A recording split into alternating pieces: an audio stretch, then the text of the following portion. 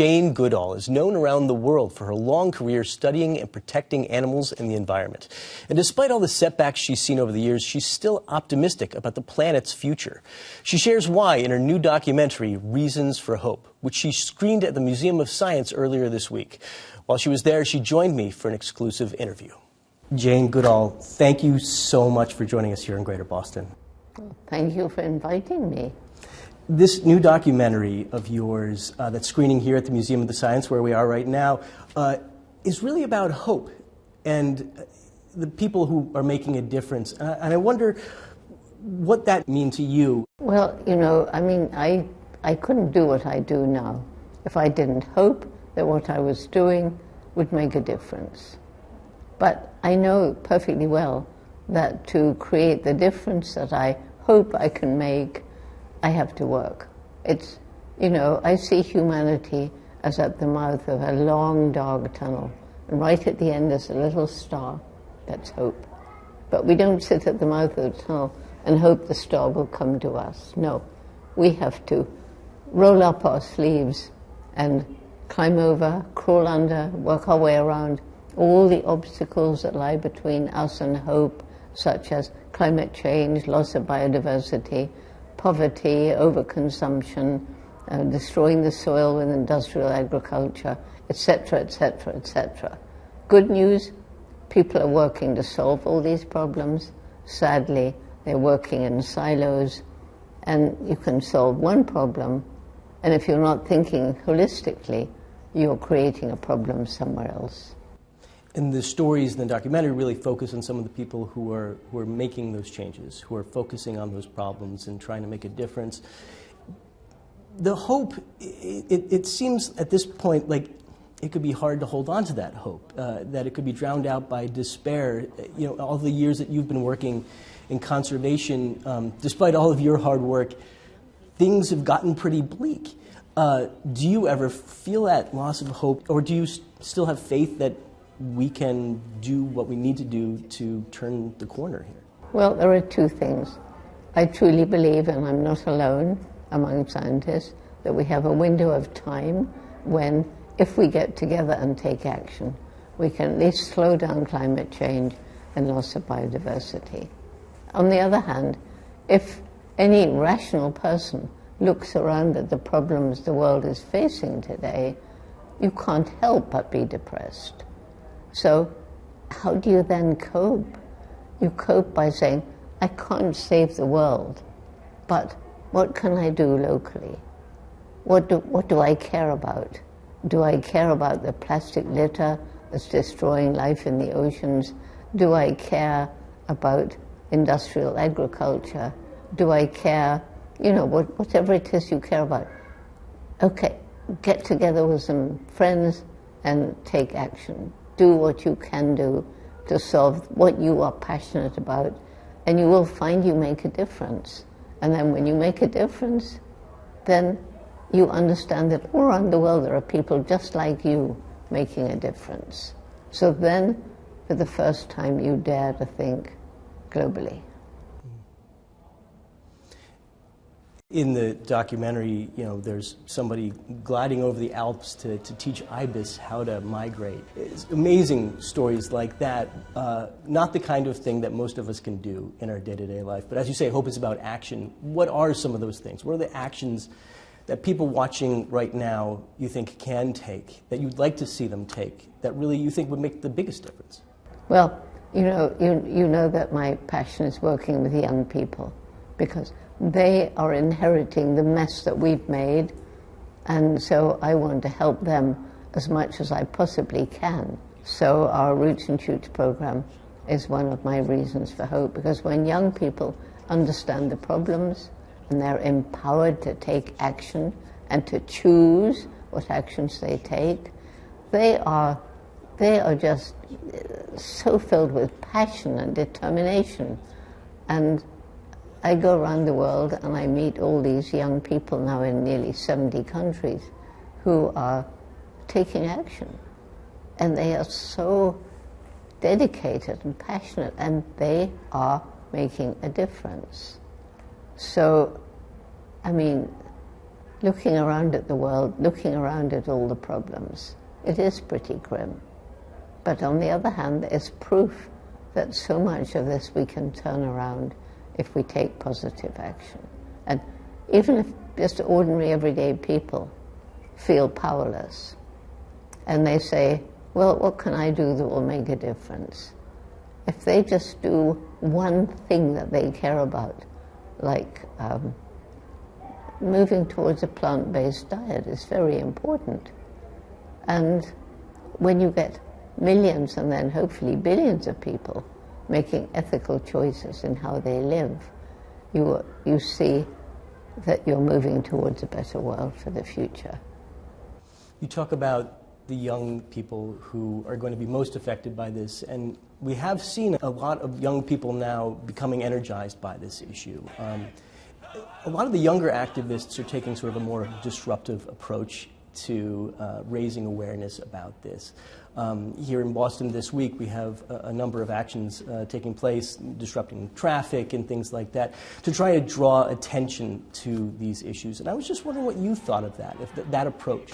Well, the approach does raise awareness, but at the same time, it's targeting people who will be extremely angry to be targeted like that, and it can backfire.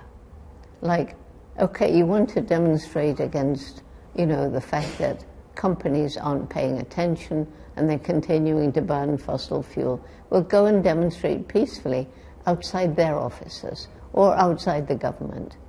Don't disrupt traffic so that ordinary people who may very well agree with you, but all they're doing is trying to get home to feed their children or to collect them from school, and so it will backfire. And those very people who could have supported you will now, I suppose hate is too strong a word, but they will be angry.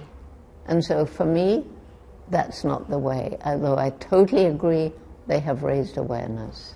Tell us more about what your approach has been. I mean, you've been doing this your entire career. Okay, well, my approach is different with different people, of course, but say it's some person in government.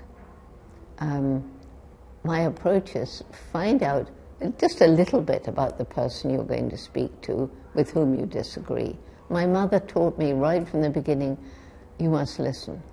So start off by listening to the person, because maybe they've got some, at least you'll get a better idea of why they think the way they think.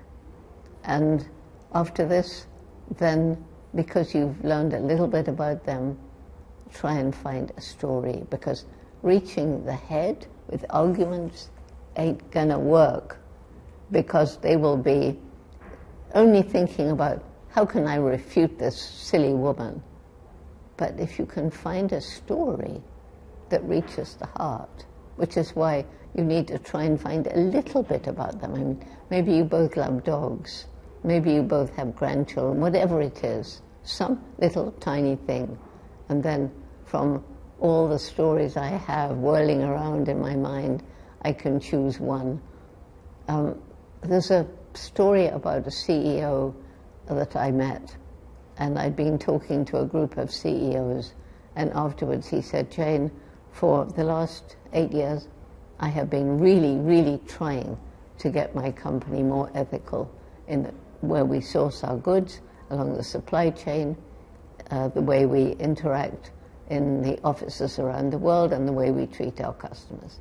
3 reasons. 1, I saw the writing on the wall that we are using up our finite natural resources in some places faster than nature can replenish them, if indeed nature ever can. Secondly, consumer pressure. People are beginning to say, well, if this product has harmed the environment, has harmed animals, is cheap because of unfair wages, I'm not going to buy it. But he said what tipped the balance for me was my little girl of 10. She came back from school one day and she said, Daddy, they're telling me that what you're doing is hurting the planet. That's not true, is it, Daddy? Because it's my planet. That reached the heart. You know, you mentioned your mother. I was rewatching the 2017 documentary Jane about your work in Tanzania, and I was struck that when you first went there, your mother came with you. Can you speak about what her influence was on you and what it meant for your career? Yep. Well, I think, I usually start every lecture by talking about the fact that I was so lucky to be born with a supportive mother. I was born loving animals. She supported my love of animals. There's many stories of, she didn't get angry when I took earthworms to bed with me. She said, Jane, I was 1.5, and she looked at me and she said, you were looking so intently. I think maybe you were wondering, how do they walk without legs? So instead of getting mad at me, as many mothers would, because obviously the bed was full of earth, she just said, I think they might die, we better take them back to the garden. And that went on throughout my childhood, so many stories. And so when I was offered the chance of going to study chimpanzees, it was what was then Tanganyika, was a British-controlled African country. And the authorities said, a young girl out in the forest on her own, that's unheard of, and we will not take responsibility. But my mentor, Dr. Louis Leakey, persisted. So in the end they said, okay, but she can't come alone. So who volunteered to come? That same amazing, supportive mother. She had money for 4 months. I had money for 6 months. And she really, because for 4 months the chimpanzees ran away from me. They'd never seen anything like me before. And I knew that given time that I could get their trust. But I only had money for 6 months. And she was responsible for boosting my morale, saying, Jane, I know that you're depressed. I know that the chimps are being difficult, but you found a peak. From there, you're watching with your binoculars. You're learning about how they move around alone in small groups or many coming together when the food is ripe. You're learning the calls they make. You're learning how they make nests in the trees. You're learning a lot more than you think. So she really, really boosted my morale, and it was wonderful that she was there. It's so great. It's so great that she was there with you. You said that those years in Tanzania were among the happiest of your life, and as a child, that all you really wanted to do was spend time with animals, and that's what you really got to do there. I'm just thinking about your life sort of since then. It seems in a lot of ways to be the opposite of that. It is, yeah. Traveling around the world, speaking to huge crowds of people, doing press interviews like this one. You must miss that, being in that environment, or do you miss that? Yes, they were the very, very best days of my life, particularly after I got my PhD and I went back and I could spend hours alone in the rainforest understanding this amazing ecosystem and feeling a very strong spiritual connection with the natural world. And it was only at a big conference, 26 years after I arrived in Gombe, that I realized that right across Africa, chimpanzee numbers were dropping, forests were being destroyed, and we had secretly filmed footage of our closest relatives that I knew so well in the wild in medical research laboratories in 5-foot by 5-foot cages. So I went to that 4-day conference, which I helped to set up, by the way. I was in Chicago as a scientist, planning to spend the rest of my life at Gombe. I left as an activist. I knew I had to do something to help. And people say, wasn't that a hard decision? I didn't decide. I went as one thing, and I came out afterwards as something else. It was a decision that seemed to be made for me. Where we are right now in the Museum of Science, we're in the tamarin room, and there's 2 tamarins right behind you. One is named Darwin, and the other is named Jane. I'm so honored by that, and I'm so glad that they've come to listen. They're so beautiful, aren't they? They are. Yeah.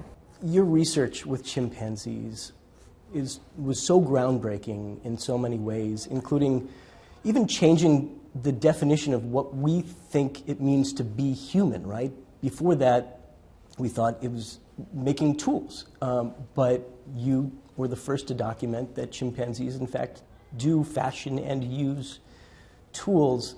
And of course, you said you later got your PhD, but when you went there, you didn't have any real formal training, did you? No. And you've said that not having that training made you more open to new ideas. And I'm just wondering if you see any examples of that today. Are there places where maybe getting away from the old orthodoxies and being open to seeing things in a new way might really make a difference? Well, I think it will make a difference. I mean, when I got to Cambridge University to do a PhD, even though I'd never done an undergraduate degree, Leakey said there was no time for that, but he wanted scientists to take me seriously. And I was actually told that humans were not part of the natural world, that humans were not part of the rest of the animal kingdom. That was being taught in 1961. Unbelievable that the chasm between humans and all the other animals was one that couldn't be crossed. And I don't know if it came from religious beliefs or what, but, when I was told I couldn't talk about chimpanzees having personalities, minds, or emotions, that was wrong because they were unique to humans. But I had a teacher when I was a child who taught me that in this respect, these wise professors were totally wrong. That was my dog. You can't spend your time meaningfully with an animal like a dog, a cat, a rat, a rabbit, a horse, a bird, and not know.